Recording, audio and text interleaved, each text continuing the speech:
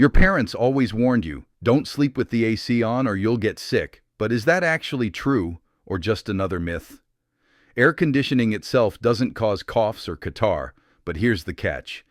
AC can dry out the air and your nasal passages, making them irritated. When your nose and throat are dry, they produce more mucus to compensate. That's the catarrh you're feeling. Plus, if your AC filters are dirty, they blow dust, mold, and allergens directly into the air you breathe, which can trigger coughing and congestion.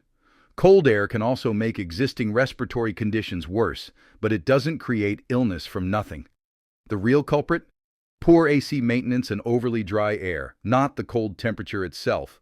So the AC won't make you sick, but dirty filters and dry air might irritate you. Keep your AC clean, use a humidifier, and you'll sleep comfortably. Subscribe for more educational and simple health facts.